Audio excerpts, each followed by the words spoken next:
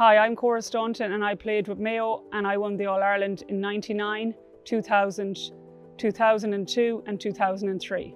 My name is Fiona Crotty-Laffan. I was part of the Waterford ladies football team that won the All-Ireland in 91 and 92, 94 and 95 and 1998. You know, the All-Ireland medals, whether you win or lose, they're very important at the time, but the memories and the friendships that you make along the way that you still have, that if you meet someone that you haven't seen in 20 years, you have an instant connection and it's around football. Those bonds last forever. By the age of 23, I had probably 10, 11 years done with Mayo. And I think at that young age as well, that 16, 17, so you think it's going to last forever. Particularly in 96, within the space of a week, playing in an All-Ireland under-16 final on a Saturday. We played Louth in an All-Ireland senior semi-final on a Sunday. Wow. And the following week we played in a minor All-Ireland and lost as well. You were just so committed that you never give yourself a break. Yeah. Probably I think at one stage when I was about 12 or 13 on about 12 different teams, and I was gone every evening of the week. We were very successful as well at underage level at that age, so we'd won All-Irelands right up through the ages. Would they compete now? And I think 100% they would, because the commitment was the same.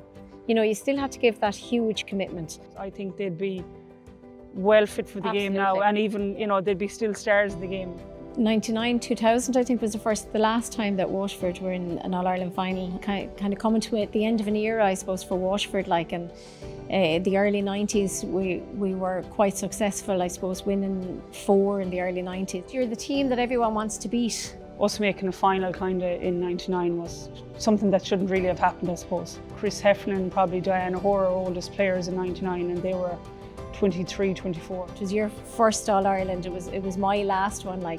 We had been there, we had been the young team, so we knew what could be done by the young team. There's no fears, there's no expectations, so you're coming in and you don't care who you're up against. He had a huge amount of players that were legendary. They're probably all around the same age. Michael Ryan was an amazing motivator. I mean, you could hear a pin drop every time that man spoke. There was probably a period of my life where I saw more of Michael than I did of my own dad. We actually, for all our All-Irelands, actually stayed in Maynooth College. All you had in your room was just a bed and a locker, no television. There's a guard escort in from Maynooth, and the motorbikes coming in, and that mass was such a huge thing. We used to always have a Mayo priest. We had to rehearse the president coming to meet you, because we hadn't done it before. Wow. So it was all new, and it was You went through all that training we'd have done it in Maynooth. Looking out the windows, the bus coming, yes, the bus coming, yes. Just the excitement of getting on that bus and going up, waiting to go into Croke Park, and the energy that comes as soon as you drive in that tunnel. You're trying not to be giddy and hyper and stuff because it's an All-Ireland final day, but you're blown away by it all. The excitement, yeah. It was never any less any year. It was always the same. I was coming to the end of my career. I didn't know whether I was going to start or not. I didn't know till that morning that I was actually starting. We were missing 2 key players as well in the All-Ireland, Katrina Casey, Rebecca Hadlin. Katrina fractured her leg in the semi-final.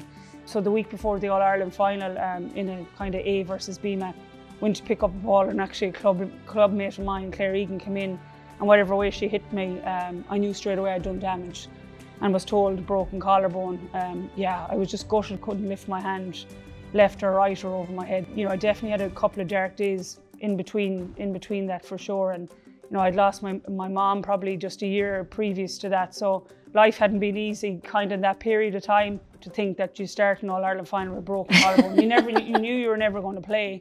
After 47 seconds I came off and was replaced. But we were able to empathise as well with the team and with yourself, because we were going through it with Katrina as well. So I was 16 going into Croke Park playing my first All-Ireland. I knew what it was a huge thing, so we were devastated for you and the team, but we were warned, Cora's going to start, nobody's to touch her.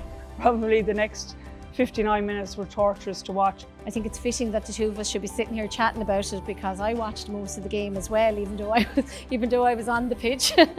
I suppose it was my last match for Waterford. Being honest with you, probably my worst performance ever. Denise pulling off those 2 early saves were huge for you, I think it was Diane got one before half time, and going in 5 points to 4, I think our confidence certainly grew then.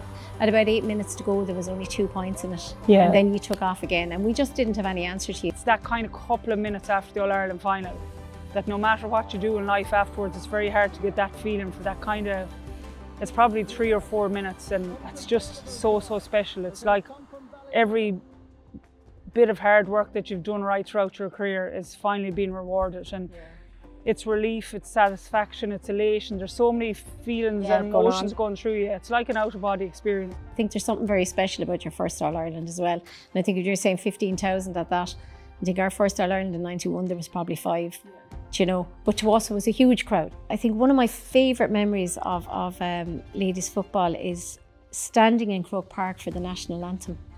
And it was my first All-Ireland. I was 16 and I was just completely in awe of everything that was going on around me. But I went back playing junior there a couple of weeks ago just in a blitz to celebrate the 50 years. And I suppose I wanted to play with my daughter Michaela, and I suppose that's a new memory, I suppose, you know. I ended up in a recovery place the following day. I was in bits after it. What's really wonderful is what we got out of it personally, and that's the memories and the friendships and the bonds that last forever.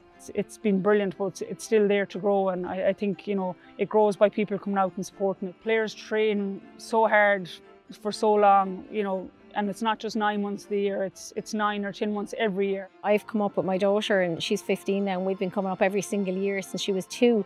You know, if I could give anyone a message, it doesn't matter who's out there, who's out in the field, who's playing. Ladies Football All-Ireland Day is just a wonderful day out. And I think if you want a young boy or a girl to aspire to be something when they get older, I think bringing them to a ladies final is a perfect way of doing that.